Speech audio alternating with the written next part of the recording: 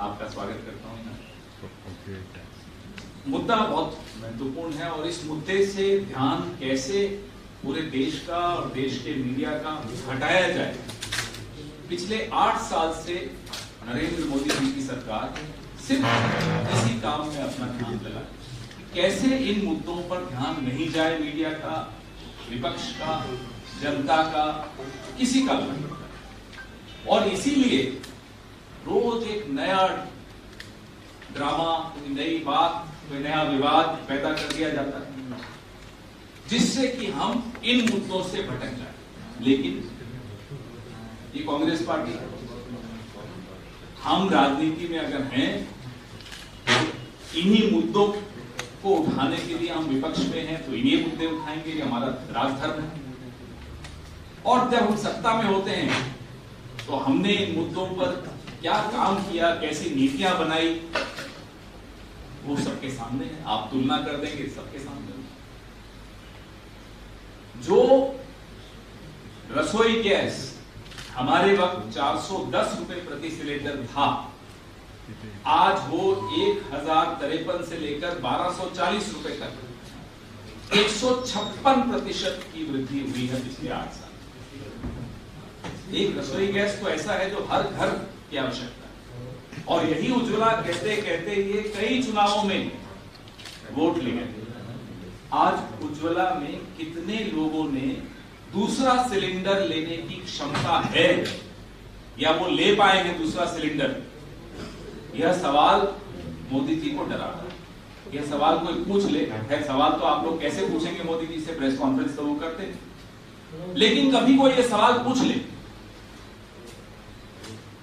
Parliament में भी घबराए हुए बैठते हैं, कभी तो बैठते नहीं है, बैठते तो घबराए हुए बैठते, क्योंकि उन्हें मालूम है उन्होंने क्या क्या गलतियां की।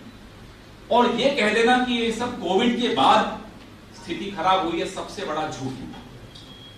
आप सबके सामने पेट्रोल डीजल कोई कोविड के बाद नहीं बढ़ा, उसके पहले लगातार एक्साइज ड्यूटी कैसे बढ़ाई गई पेट्रोल पर। जब अंतर्राष्ट्रीय मूल्य पेट्रोल डीजल का, कच्चे तेल का, हमारे वक्त $106 प्रति बैरल था, तब हम लोग पेट्रोल 71 रुपए में देते थे और डीजल 55 रुपए में। आज अगस्त 2022 में कच्चा तेल $97 पे आता है प्रति बैरल, तो पेट्रोल है 95 रुपए प्रति लीटर से लेकर 112 रुपए प्रति लीटर, और डीजल 90 से लेकर 100। यही हालत आप एलपीजी की देखिए। और 19 के चुनाव में मुझे अच्छी तरह याद है, नरेंद्र मोदी जी 56 इंच करते हुए आते थे और बोलते थे, साहब ये दही, लस्सी, खाने पीने के सामान, छाछ, इन चीजों को देखो मैंने जीएसटी से बाहर रखा। ये 19 की बात है, ज्यादा पुरानी बात नहीं। आज 22 में ये सब चीजें जीएसटी के दायरे में आ। पेट्रोल का अतुल जी बॉम्बे का रेट बता रहे हैं 106 रुपए 29 पैसे, और अंतरराष्ट्रीय मूल्य मैंने बता दिया, मनमोहन सिंह जी के वक्त $107 से भी ऊपर चला गया था। तब भी पेट्रोल 75 रुपए से ऊपर नहीं जाने दिए। 71, 73, 75 तो बहुत ही कम, एक आध दिन के लिए। आज ये स्थिति, डीजल 94 रुपए 25 पैसे बंबई में। तो अगर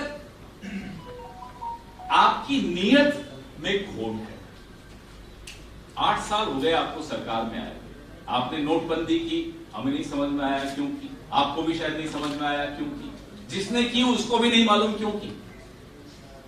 फिर जिस तरह से आपने जीएसटी जल्दबाजी में, और वो भी पूरा इवेंट करके, रात को 12 बजे जीएसटी, कोई आजादी मिल रही है देश को, वो क्या इतिहास बना रहे हो आप? हर चीज में इनको सिर्फ एक चीज आती है, और अडवाणी जी ठीक कहा करते थे, इवेंट मैनेजर है। वो जनता को मार भी रहे होंगे तो वो इवेंट करके मारेंगे, जैसे कि नोटबंदी में किया, जैसे कि जीएसटी में किया, कोविड में आपने देखा, एक के बाद एक इवेंट्स। अरे आप प्रधानमंत्री हैं, you are a PM, for God sake. आप कोई इवेंट मैनेजर थोड़े ही हैं कि आप जनता की जेब भी काट रहे हैं तो इवेंट बनाकर जेब काटेंगे। इसीलिए हर हफ्ते नया विवाद, उसी बात पर मैं वापस आता हूं। और विवाद कैसा? टुकड़े टुकड़े गैंग, नया एक नारा दे देंगे।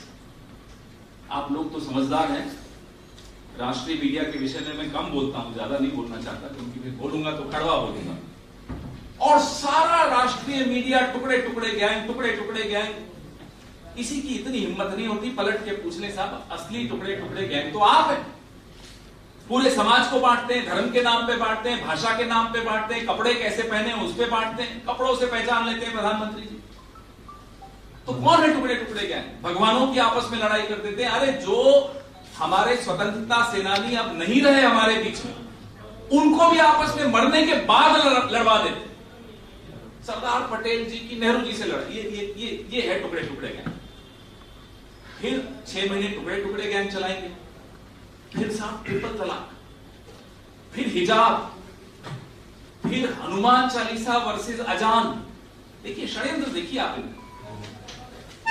रोज एक नया विवाद पैदा करने वाले आदमी को पूछा जाए तब नियत क्या है, तो नियत इस प्रेस रिलीज में आपको दिख जाए। नियत है ये, इससे डरते हैं, इसको छिपाना चाहते हैं, इससे बच के भागना चाहते हैं।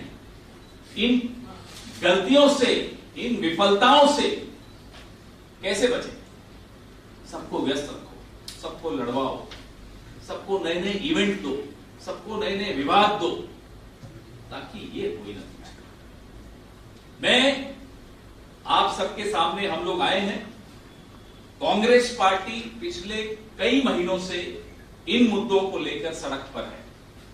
4-5 बड़े बड़े हमने प्रोटेस्ट किए पूरे देश में, और इसकी परिणति अब जो हो रही है, 4 सितंबर को रामलीला मैदान में महंगाई पर हल्ला बोल नाम की एक बहुत विशाल रैली का आयोजन किया जा रहा है। पूरे देश से लोग उसमें शामिल हुए। मैं आप सबको भी न्योता देता हूं, इन मुद्दों को आप भूल जाइए। कौन उठा रहा है? ये देश के मुद्दे हैं, देश उठा रहा है। जो सत्ता में हैं वो राजधर्म भले भूल जाएं, लेकिन हम जो विपक्ष में हैं वो हम अपना कर्तव्य नहीं भूल सकते, क्योंकि हम जनता की आवाज, लोगों की परेशानियों को उठाएंगे, बराबर उठाएंगे, सड़क पर उठाएंगे, यहां बैठकर उठाएंगे, स्टूडियोज में उठाएंगे, संसद में उठाएंगे। तो आप सबका भी हम सब यहां जो बैठे हैं आपसे गुजारिश करेंगे और हाथ जोड़कर गुजारिश करेंगे कि इन मुद्दों को उठाने में हमारी मदद कीजिए। विपक्ष का सबसे बड़ा हथियार, विपक्ष में कोई हो, आज हम हैं, कल ये लोग होंगे, कोई भी हो विपक्ष का सबसे बड़ा हथियार मीडिया होता है। बिना मीडिया के हम लोग अधूरे हैं, और अगर हम अधूरे हैं तो जो सत्ता में बैठे हैं वो जो चाहे वो करेंगे। देश का नुकसान, आने वाली पीढ़ियों का नुकसान, उस नुकसान से बचने के लिए हम आपसे निवेदन करते हैं, कृपया करके इन मुद्दों को हमारे साथ मिलकर उठाइए। मैं इसीलिए इतना दूर से आया हूं, यही हाथ जोड़कर आपसे निवेदन करने के लिए आया हूं। ये लोग जो हाथ में तिरंगा दिल में दंगा, खैर अब तो हाथ में भी तिरंगा लेने से हमने कल रात को देखा शहजादे को तिरंगा पसंद नहीं है, पता नहीं कुछ कारण रहा होगा, इतिहास में भी कई कारण हैं ऐसे। लेकिन इन लोगों की असलियत देश के सामने लानी बहुत जरूरी। और इस प्रेस वार्ता के माध्यम से कुछ आंकड़े मैंने दिए हैं, आप लोगों को ये आंकड़े देने की आवश्यकता है नहीं, आप पत्रकार भी हैं और घर गृहस्थी भी चलाते हैं, तो आपको मालूम है सरसों का तेल, गेहूं का आटा, दूध, डीजल, पेट्रोल, गैस, एलपीजी, इन सब की स्थिति आपको मुझसे ज्यादा अच्छी तरह से मालूम है। लेकिन फिर भी आवश्यकता है कि इन मुद्दों पर हम लगातार बात करें, लगातार इस सरकार से सवाल पूछें और इनसे जवाब मांगें।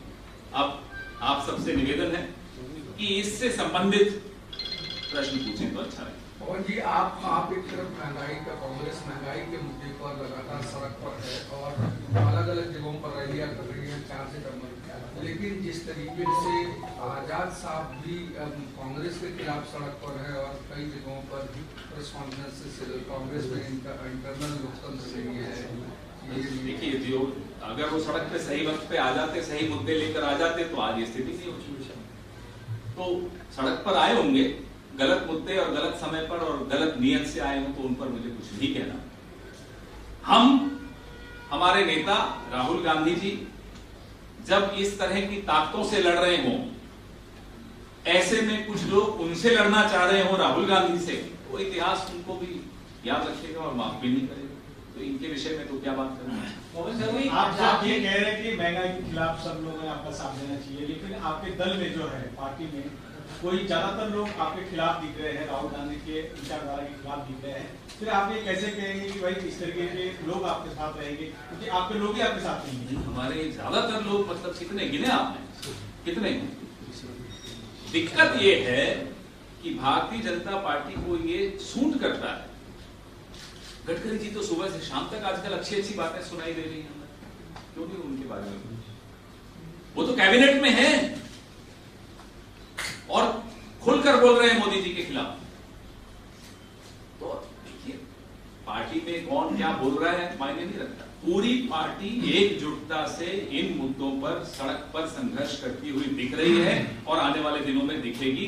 आपको मैं निजी तौर पे आमंत्रण देता हूं, आइए रामलीला मैदान, दिख जाएगा आपको कि कौन किसके साथ खड़ा। लेकिन अचानक ऐसा है कि कांग्रेस ने उन्हें बुलाया था, लेकिन वो कभी जाना नहीं चाहते थे। गडकरी साहब ने इस बात का भी जिक्र किया कि कुछ दिन पहले कांग्रेस के नेताओं ने मुझे कांग्रेस में शामिल होने का न्योता दिया, लेकिन मैं नहीं जाना चाहता हूँ। मैं बावड़ी में कूदना पसंद करूंगा, लेकिन कांग्रेस में नहीं जाऊंगा। वो संदेश वो अपने घर में किसी को दे रहे हैं, छोड़िए। एक सवाल इसमें से, आपने 8 सालों का एक पूरा विकास चित्र बताया कि 156% जो है वो कैसे हाइक हुई है। ये चीजें जो है क्या आप लोगों तक ले जाने में असफल हो रहे हैं, जिसकी वजह से ये वोट में कल्टीवेट नहीं हो रहा है? आपने जो सवाल पूछा बहुत सही सवाल पूछा, लेकिन गलत आदमी से पूछा। ये सवाल मैं मीडिया से पूछा, मैंने अभी अपनी प्रेस वार्ता में भी कहा, हम अपनी बात लोगों तक कैसे पहुंचा सकते? आपके माध्यम से पहुंचा सकते। आपके पास तो आप पहुंचाते हैं, ऐसी बात नहीं है, लेकिन मैं राष्ट्रीय मीडिया से थोड़ा दुखी हूं और होना भी चाहिए, और देश भी दुखी, क्योंकि जिस तरह के वो मुद्दे, आप रोज शाम को टीवी चलाकर बैठिए, आपको लगेगा कि ये सब तो कोई मुद्दे हैं ही नहीं। महंगाई, कांग्रेस तो पता नहीं क्यों इस तरह के मुद्दे उठा रही है कि 40% पेट्रोल बढ़ गया, 75% डीजल बढ़ गया, 156% एलपीजी बढ़ गया। ये मुद्दे आपको टीवी पे अखबारों में क्यों नहीं दिख रहे? ये सवाल मैं उनसे पूछता हूं, आपसे नहीं, क्योंकि आप लोग तो सप्रा जी और अतुल भाई बता रहे थे कि उठाते हैं मुद्दे, लेकिन जो एक लोकतंत्र की शक्ति कैसे, उसमें संचार कैसे होता है शक्ति, विपक्ष और मीडिया की एक समझ होती है आपस में। विपक्ष मुद्दे उठाता है और वो कोई अपने लिए नहीं उठा रहे मुद्दे, लोगों के मुद्दे हैं, लोगों के लिए उठाए जा रहे हैं। और जिस तरह से हम लोगों के प्रति जवाबदेह हैं, भले हम चुनाव हारे हों या जीते हों, उसी तरह से मीडिया भी जवाबदेह, हम सब जवाबदेह हैं। हम सब लोकतंत्र को ही शक्ति देने के लिए अपना अपना काम कर रहे हैं। तो सवाल आपका सही है, इसका जवाब हम दोनों को मिलकर ढूंढना होगा। भारत जोड़ो अभियान में राहुल गांधी जी मुंबई में आने वाले हैं, उसका शेड्यूल। मेरी एक सबसे विनती है कि आज का विषय जो है वो महंगाई से लेकर है, बहुत बार इधर उधर हो जाता है, तो इससे जब अगर उसके ऊपर रहेंगे तो थोड़ा सा अच्छा रहेगा। मेरी विनती है सर। एक और प्रश्न, आजाद जी ने आज मीडिया से बात करते हुए कहा, महंगाई पे बात की क्या आजाद जी ने? पहले बताओ ना, मैं पूछ रहा हूं आपसे, क्या गुलाम नबी आजाद ने आज मीडिया से बात करते हुए पेट्रोल की कीमत बताई आपको, दूध की कीमत बताई आपको? आजाद साहब ने प्रेस वार्ता की और महंगाई पे अगर की हो तो चलिए चर्चा कर लेते हैं।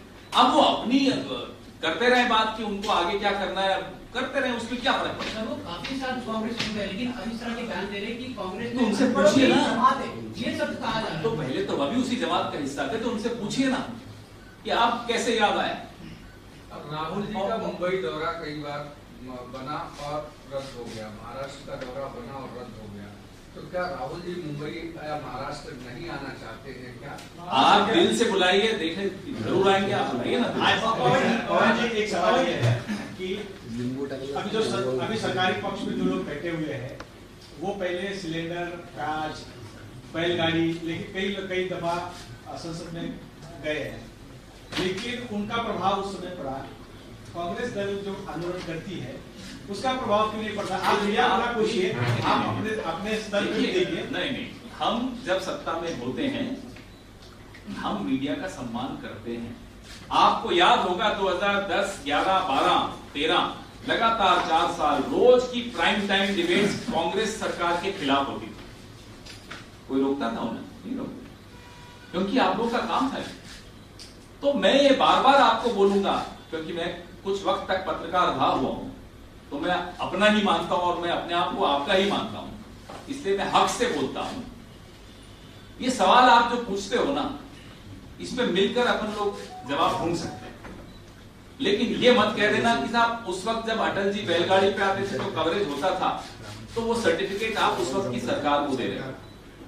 सर्टिफिकेट विपक्ष को मत दीजिए, सर्टिफिकेट सरकार को दीजिए, और इस सरकार को भी एक सर्टिफिकेट दे दीजिए कि वो मीडिया को स्वतंत्र तरीके से काम नहीं करने दे। दिख रहा है आपको, कभी आता है कि वो होस्टाइल टेक ओवर हो गया एक चैनल का, रोज हो रहा है। अब किसी दिन असलियत मालूम पड़ेगी सारे चैनल हैं किसके। और आज जिस तरह का आरोप आजाद जी ने लगाया, तो उसके बाद सोनिया जी से बातचीत हुई, मोदी जी पर आरोप लगाया उन्होंने महंगाई का, बिल्कुल नहीं लगाया। तो फिर छोड़िए ना। अरे साहब, मुद्दा महंगाई है, मुद्दा नरेंद्र मोदी है, आजाद साहब कहां से आते हैं? आप लोग राहुल जी पर लगातार आरोप लगा रहे हैं, उनका पक्ष अब तक आ नहीं पाया। क्या उनसे आप लोग की इंटरनेट कुछ बातचीत हो? किसका पक्ष लिया? राहुल जी का। राहुल जी क्या कह रहे हैं? राहुल जी का पक्ष आपके सामने बैठा है। राहुल जी का पक्ष ये मुद्दे उठा रहा है, आजाद साहब का पक्ष जो उठा रहा है वो आप देख रहे हो। लेकिन मुझे राज्यसभा नहीं मिली, अब ये मुद्दा है क्या कोई? बताइए आप, मुझे राज्यसभा किसी को नहीं मिले, वो ज्यादा महत्वपूर्ण मुद्दा है कि 410 रुपए का सिलेंडर 1053 में मिल रहा है? बताइए, आम आदमी के लिए किसी की राज्यसभा क्या महत्व रखती है, मुझे बताइए। बीच में सवाल तो आपने भी उठाए थे, आपकी भी नाराजगी हुई इस बात की? मेरे कोई नाराजगी नहीं है, मैंने तो अपने ऊपर नाराजगी रखी कि मेरी तपस्या में कमी रह गई। मैं किसी पर नहीं बोलता हूं, मैं पार्टी का। इस टाइप की तपस्या कांग्रेस में होती है जो आप नहीं, मेरा बड़ा स्पष्ट है। कुछ मिले नहीं मिले, हम लोग जितने लोग बैठे हैं, हम लोग लड़ के इस तरह की विचारधारा को इस देश से बाहर कैसे करना है, हमारा पूरा 24 घंटे राहुल गांधी हो या कोई और उनके सैनिक हो, हम सब उसी में लगे हुए। कांग्रेस के प्रेसिडेंट प्रेसिडेंट आप राहुल गांधी का बार बार नाम ले रहे हैं, आप जो पार्टी के सेनाध्यक्ष आप उसको मानते हैं, लेकिन सेनाध्यक्ष अपने पद से ही भाग रहे हैं। आप पूछ लेंगे घूमे बात वो नहीं है। एक व्यक्ति ने एक नैतिक बल दिखाया कि 2019 की हार की जिम्मेदारी ली। मुझे लगता है उस वक्त हम सबसे ये गलती हुई कि हम लोगों ने जिम्मेदारी नहीं ली, अकेले उस व्यक्ति को लेने दी। और आज जो जिनका नाम आप बार बार ले रहे हैं, उन्होंने भी अपने पत्र में लिखा कि राहुल जी ने इस्तीफा क्यों दिया था। अरे साहब, आपको इतना ही बुरा लगा उनका इस्तीफा देना, आप भी इस्तीफा दे देते, CWC से बैठ जाते धरने पर, क्यों नहीं बैठे? तो इसलिए ये सब बातें नहीं है कि वो भाग रहे हैं। एक व्यक्ति ने आज इस दौर में भी एक नैतिक शक्ति दिखाई और जिम्मेदारी ली। कौन है जिम्मेदारी लेते हैं? ये जो भाग गए हैं, अभी कितने राज्यों के प्रभारी रहे, कितने जिता के लाए? ली जिम्मेदारी? नहीं ली ना। सबको सीखना चाहिए राहुल गांधी। सर, लेकिन मुद्दा सिर्फ दिल्ली से जुड़ा हुआ या गुलाम नबी आजाद से जुड़ा हुआ नहीं है। महाराष्ट्र की बात करते हैं, यहाँ पर भी जब चुनाव हुए थे तब कई क्रॉस वोटिंग हुए थे, दिल्ली से लोग आए, कई लोगों से बातचीत की, 7 से 8 आपके भी कांग्रेस पार्टी के लोगों ने जो पार्टी के जो पहले उनको नहीं दिया, क्रॉस वोटिंग किया, एक आपके जो सदस्य वो हार गए। ये कहा गया था कि कार्रवाई होगी, कई सारी चीजें होंगी, उस पर भी कुछ हुआ नहीं, ना कुछ हुआ।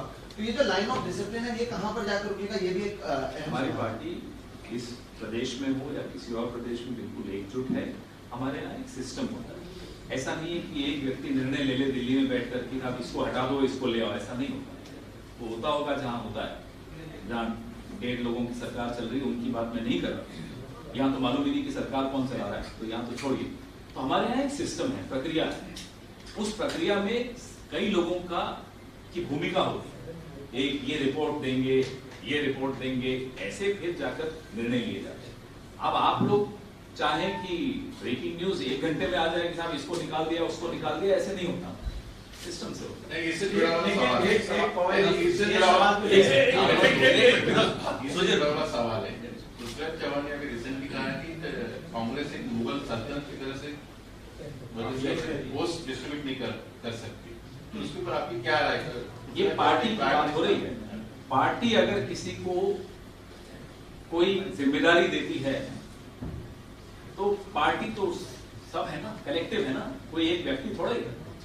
पार्टी ने अगर किसी को जिम्मेदारी दी है तो उसकी तुलना किसी सल्तनत से नहीं की जा सकती। उन्होंने क्या कहा क्या नहीं कहा मैंने क्या सुना नहीं, लेकिन मैं वैसे आपको बता रहा हूं मुद्दा, जिस मुद्दे पे आज कांग्रेस पार्टी पूरे देश में आंदोलन कर रही है, हमें उस मुद्दे को कमजोर नहीं होने देना चाहिए। कोई सबको उसी मुद्दे पर मजबूती से खड़े रहना है, क्योंकि लोग विपक्ष की तरफ देख रहे हैं और बिल्कुल आशा भरी निगाहों से देख रहे हैं कि अब आइए सड़क पर, हम आपके साथ आने को तैयार हैं। और दूसरा एक सवाल लास्ट सवाल है, दुबई में इंडिया पाकिस्तान की जो मैच हुई उसमें आप लोगों ने भी ट्विटर हैंडल पे से ट्वीट किया, जय शाह का फोटो उन्होंने झंडा हाथ में लिया है तिरंगा, उसके ऊपर क्या कार्रवाई करने का प्लान है कांग्रेस का? वही हम क्या करेंगे, एफआईआर पिता गृह मंत्री हैं, उन पर हम एफआईआर वगैरह कुछ ऐसे कुछ चीजें सबके सामने है। शहजादे ने तिरंगे को ठुकरा दिया और ये पहली बार थोड़ी हो रहा है, इनकी तो पीढ़ियां ये करती आ रही है। After the G23 group wrote a letter to the Indian National Congress, after that Azad said that he was sidelined and he was forced to resign From where? from the Indian National Congress. Nobody can force anyone to resign. So that's what he made. दिखाई ना, कोई चिट्ठी लिखी किसी ने कि भाई resign करिए, Circumstances. ऐसी बातें कर रहे हैं। हाँ सर, ये that's कोई the बात है इन लोगों की। और पहले तो आप इनको 23 मत बोला करो, G23 हैं, अब इनको 23 कर देते हो। उनका एलिगेशन है जो व्यक्ति 40 साल तक इसी सिस्टम को बनाने वाला रहा हो, आज इस सिस्टम को गाली दे रहा हो क्योंकि राज्यसभा नहीं मिली, उस पर मैं क्या कितने जवाब दूंगा? महंगाई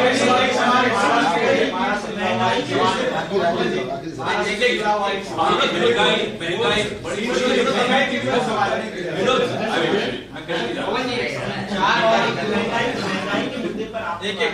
पूरे विपक्ष को, जो अंदर विपक्ष के जितने भी राजनीतिक दल है, क्या उन्हें फिर एक बार एक प्लेटफॉर्म पर लाने की कोशिश हो रही है? क्योंकि इंडिविजुअली सारे लोग कर रहे हैं, जो कलेक्टिव जो इसके पहले हमने कर्नाटक में, मैं किसी और की पार्टी में हम लोग थोड़े हस्तक्षेप कर सकते हैं। उन्हें जो मुद्दे उठाना चाहते हैं वो उठाएं, सबका स्वागत है। ये ऐसा मुद्दा है जो कश्मीर से लेकर कन्याकुमारी तक हर घर पर असर डालता है, हर जेब पर असर डालता है। 2022 में सब किस किस की आप में से तनख्वाह दुगनी हो गई, बताओ जरा मुझे। सर बस एक सवाल, 14 और 22 में अगर तुलना करें, विनोद जी आप बैठे हैं, आप इंडियन एक्सप्रेस के बैठे हैं, मुझे बताइए ना किसकी तनख्वाह डबल हो गई? किसी की हो गई हो तो हाथ खड़ा कर दो, मैं अभी प्रेस वार्ता खत्म करके चला जाऊं। सर मेरी पगार डबल नहीं, बट सुन लीजिए। लेकिन हुई है एक आदमी की 1600% बढ़ी है, एक आदमी की जिसने कल तिरंगा ठुकराया था, उसकी तो बढ़ी 16 टाइम्स।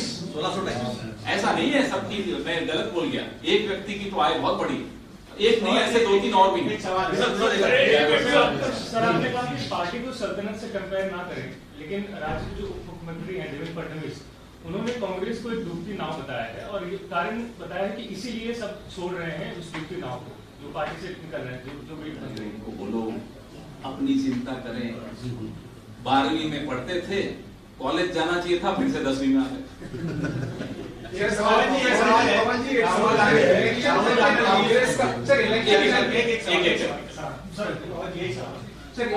राहुल गांधी उसके बाद आप सबके सवालों के जवाब देंगे, यात्रा कर रहे हैं, इस यात्रा में क्या महंगाई के मुद्दे एक प्रमुख होंगे इस यात्रा के दौरान, जो कन्याकुमारी से कश्मीर तक जाएगी? बहुत बड़ा मुद्दा महंगाई का है। भारत जोड़ो यात्रा के विषय में हम फिर आएंगे आपसे बात करने, कोई मेरा साथी आएगा मुंबई। सबसे बड़ा मुद्दा है जो आर्थिक विषमताएं हैं। मनमोहन सिंह जी के वक्त विश्व बैंक की रिपोर्ट आपने पढ़ी होगी, कितने करोड़ लोगों को, 23 करोड़ लोगों को गरीबी रेखा से ऊपर ले। आज 2022 में वो तो गिर गए वापस गरीबी रेखा के नीचे, 14-15 करोड़ लोग और गरीबी रेखा के नीचे आए। ये सारी विषमताएं जो हैं, ये जो हम दो हमारे दो वाले लोग हैं, ये सब बातें भारत जोड़ो का हिस्सा यही है कि साहब इस तरह की नीतियां मत लाइए कि गरीब बढ़ता चला जाए और अमीर 2-4 जो लोग हैं वो अमीर होते चले जाए। बिल्कुल बहुत बड़ा मसला। Sir, elections have been announced for the Congress president post. And sir, I mean again, voices are being raised that Rahul Gandhi should become the president of the Congress, whereas what's in his mind is not known. It is my right to express my sentiment. Therefore, I express my sentiment that I want him as my president. So that right nobody can take away from Sir, me, including Mr. Rahul Gandhi. He's always maintained a stand. He may have maintained a stand, but I have a right to express my choice and my sentiment. Nothing wrong in that. इससे जुड़ा ही एक सवाल है कि president का जो चुनाव होने जा रहा है उसमें गांधी परिवार को छोड़ करके क्या कांग्रेस दूसरे बड़े नेता जो भी कांग्रेस में है, चाहे गहलोत का जैसे नाम चल रहा था, जैसे सचिन पायलट है या कोई दूसरे भी नेता जो भी कांग्रेस को लगता है, जितनी देर में आप अपना सवाल खत्म करोगे पेट्रोल की कीमत और बढ़ जाएगी। सर आप बताइए कि उस पर क्या दाव नहीं लगाना चाहते सिर्फ गांधी परिवार? साहब हम बात कर रहे हैं पेट्रोल, डीजल, रसोई गैस, सरसों का तेल, दूध, गेहूं, आटा, आप बताइए कहाँ चले? वो बात महत्व ही नहीं रखती। इस देश के नागरिकों को क्या फर्क पड़ रहा है कि किस पार्टी का कौन अध्यक्ष? उनको है मेरी जेब में रात शाम को कितने पैसे बचते हैं और महीने के 20 तारीख को कितने पैसे बचते हैं। असली मुद्दा ये है भाई, ये सब बातें बिल्कुल महत्व नहीं रखती। ये मोदी जी के लिए महत्व रखती कि मैं, हमारे लिए नहीं है महत्व रखती। सवाल ये है कि ये सब चीजें जो आप बता रहे हैं, जब आप सत्ता में आओगे तब आप कहीं ना कहीं इनके प्राइसेस कम करोगे, ऐसा उम्मीद करते हो अगर आप सत्ता में आते हैं तो उसके लिए आपका क्या प्लान? अगर नहीं, जब हम सत्ता जब आप आएंगे तो उसके लिए आप जब लोगों के साथ जाओगे तो लोग आपको सवाल यही पूछेंगे आप कैसे कर रहे हो, तो कैसे? मैंने तो आपको उदाहरण 2014 का दिया, जब अंतर्राष्ट्रीय मूल्य कच्चे तेल का $160 प्रति बैरल था, तब 73 रुपए में हम पेट्रोल बेच रहे थे या नहीं बेच रहे? 71 रुपए दिल्ली का दाम बता। तो हमने तो किया। अर्थशास्त्री और अनर्थशास्त्री में जो अंतर है वो यूपीए और एनडीए में है। सर, महाराष्ट्र में जो मबिया की जो सरकार थी तब पेट्रोल और तब जो है तब पेट्रोल और डीजल के दाम बढ़े हुए थे, मगर जैसे ही सत्तांतर हो गया, जैसे ही शिंदे का सरकार और फडणवीस आ गई तो उन्होंने डीजल और पेट्रोल के दाम कम कर दिए। सेंट्रल एक्साइज जितना वो भी बदल गया। सेंट्रल एक्साइज वैट, इसके आप जरा आंकड़े निकालिए। 27 लाख करोड़ रुपए केंद्र सरकार पिछले 8 साल में सिर्फ पेट्रोल और डीजल पर सेंट्रल एक्साइज और वैट से कमा चुकी है, ड्यूटी से कमा चुकी है। तो पहले तो इसका हिसाब मांगिए ना इन लोगों से। फडणवीस ने 20 रुपए और 10 रुपए कम करने की बात की थी, या 2 रुपए? एक जनरल सवाल है सर, क्या मोदी जी की लहर महंगाई इतनी बढ़ रही है, क्या देश में मोदी जी की लहर खत्म हो चुकी है और 2024 में कांग्रेस कितने? देश में चिंता की लहर है, देश में परेशानी की लहर है, देश में दुख की लहर है और निराशा की लहर है। और अगर इन सब का एक ही नाम है तो वो मोदी। ये चिंता जो हमें भी सता रही है, आपको भी सता रही है, लोग क्यों नहीं उतर रहे हैं सरकार के खिलाफ, ये चिंता बड़ी है। ये चिंता आपको होनी चाहिए, मीडिया को। ये सबसे बड़ी चिंता तो मीडिया को होनी चाहिए। परसेप्शन बैटल में कहीं नहीं आपको लग रहा है कि आप या फिर अन्य जो दल है इतने तमाम मुद्दे होने के बावजूद जो परसेप्शन क्रिएट नहीं कर पा रहे, जो परसेप्शन आपके सरकार के दौरान सड़कों पे दिखाई देता था जनता के माध्यम से, पार्टी के उसको लेकर कहीं और आपको लोगों को और ज्यादा एफर्ट मारने की जरूरत है कि कहाँ कमी रह जाएगी? हम लोग एफर्ट पूरा कर रहे हैं, उम्मीद है आप भी पूरा कोऑपरेट करेंगे। आपने अभी थोड़े दिन पहले एक न्यूज देखी थी कि ट्विटर तक पे उन्होंने अपना एक एजेंट बैठा दिया। ये कंट्रोल है आज मीडिया और सोशल मीडिया पर। आप और हमें ये आभास है कि हम किस तरह की शक्ति से लड़ रहे हैं, और ये आभास लोगों में तभी आएगा जब हम ये बात लोगों तक पहुंचाएं कि ये है, these are the forces we are fighting. जो सोशल मीडिया, जो कि अनमीडिएटेड स्पेस होती है, जहां कोई किसी का कंट्रोल नहीं होता, उसमें भी इन्होंने अपना एजेंट बैठाया। इससे बड़ा और क्या उदाहरण हो सकता है मोदी सरकार की फांसीवादी मानसिकता। चौपाल चल रही है, रोज दिखाया करो ना। पवन जी, आपको नहीं लगता कि आपकी रंजिश की वजह से आप बड़े मुद्दे जनता तक पहुंचा नहीं पाते हो, क्योंकि आप लोग अपने भी नहीं, मैं महंगाई पे प्रेस वार्ता करता हूँ, आप आजाद साहब पे सवाल पूछते हो तो बताओ मेरी क्या गलती। मैं तो सारे आंकड़े आपके सामने लाया, मैंने आपको बताया कि कैसे 156% तो सिर्फ एलपीजी पर बढ़ गया 8 साल में। बताइए ना, आजाद साहब से ज्यादा महत्वपूर्ण है या नहीं, मुझे बताइए। आप आज एक सर्वे कर दीजिए अपने अपने दर्शकों और अपने अपने पाठकों के बीच में, उनको ज्यादा क्या मायने रखता है उनके लिए। इसीलिए कांग्रेस ने छोड़ दिया उनको नहीं, हमें किसी को नहीं छोड़ते, हम हमारे खिड़की दरवाजे खुले होते हैं, आइए स्वागत है, वो कोई इशू नहीं, सबकी अपनी और अपनी बात रखने। लेकिन ये मुद्दे महत्वपूर्ण हैं।